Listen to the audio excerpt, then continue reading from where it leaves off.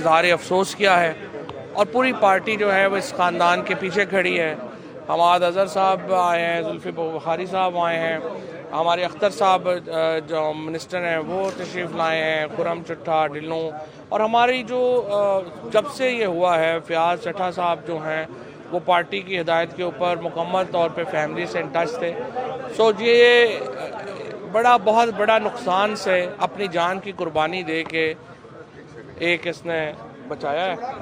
और इस तरीके से जो शहादत है ये इसलिए उसका एक और रंग है कि अगर ये अपनी जान की परवाह करते तो शायद उनकी ज़िंदगी बच जाती और बहुत सारे दूसरे लोगों की ज़िंदगियाँ चली जाती, लेकिन मौज़म ने अपनी जो जान है वो कुर्बान करके दूसरों की ज़िंदगियाँ बचाई हैं, जो यकीनन बहुत बड़ी एक कुर्बानी है। छोटे छोटे बच्चों के बावजूद उसने कुछ नहीं सोचा अपने लिए और अपनी जान की कुर्बानी दी।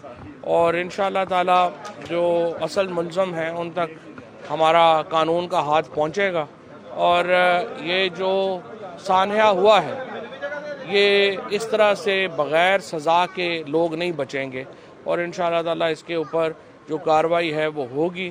वो आज नहीं तो कल होगी, कल नहीं तो परसों होगी, लेकिन इसमें देर है अंधेर नहीं। सर, पंजाब में आपकी हुकूमत है, उसके बाद भी एफआईआर दर्ज नहीं हो रही। एक मिनट पहले हमारे बात, एक मिनट पहले ये वाला कर ले पहले।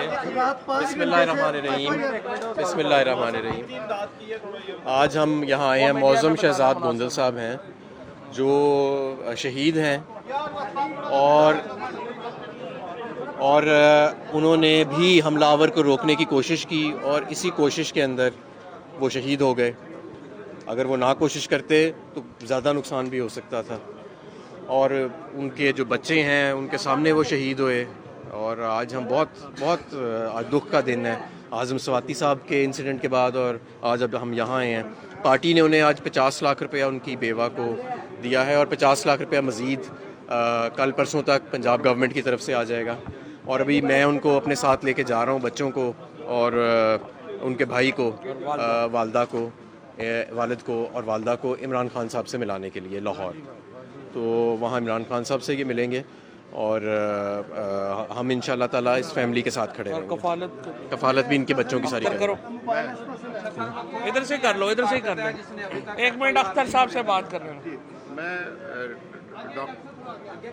डॉक्टर अख्तर साहब, कल पंजाब कबीना का इजलास हुआ था तो उसमें वज़ीर आला साहब ने और पूरी कबीना ने मरहूम के लिए दुआए मग़फ़िरत भी की और 50 लाख रुपए का ऐलान किया है। वो इंशाल्लाह एक आधे दिन में इन तक ये पहुंच जाएगा। और बड़े रंजीदा दिल के साथ, दुख के साथ हम आए हैं और इस तरह के वाक़यात कौमों की ज़िंदगी में आते रहते हैं, लेकिन ये जो दिन आते हैं उनसे कौमों की ज़िंदगी नई मिलती है। तो मुअज़्ज़म शहीद ने इस कौम को एक नई ज़िंदगी दी है और हमारा जो काफ़िला है इंशाअल्लाह मंज़िल तक पहुंचकर रुकेगा इंशाअल्लाह। सर अभी एक सेकंड जी सर, आप क्या कहना चाहेंगे? बिस्मिल्लाहिर्रहमानिर्रहीम। इसमें मैं ये कहता हूँ जो शहीद मौज़म हैं इन्होंने जो शहादत दे के जितनी जानें बचाई हैं इस पे हम जितना ज़्यादा बात कर रहे हैं कम है। ये हमें कभी भी ना भूलें कि जिस तरीके से इन्हें शहादत पाई है, इनके ऊपर हम जो हमला कर रहा था उनके पास जाके जो उनके बच्चे गवाह हैं। अभी भी इनके बड़े बेटे ने हमें पूरी तफसील से बताया है कि उनके वालिद ने क्या किया है।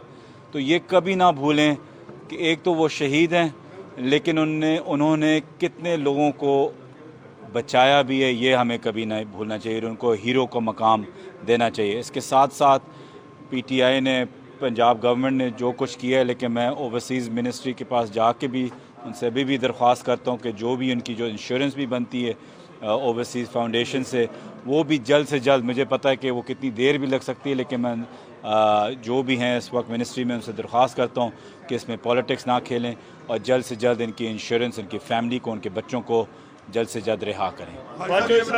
पंजाब में हुकूमत है पीटीआई की, तो क्या बेबसी है, एफआईआर अभी तक नहीं दर्ज हो सकी? इसमें यह भी ऐड कर लें कि जो बंदे ने छूट किया था, एफआईआर कब दर्ज होगी और एफआईआर में क्या बैरिकाड दिखाए गए?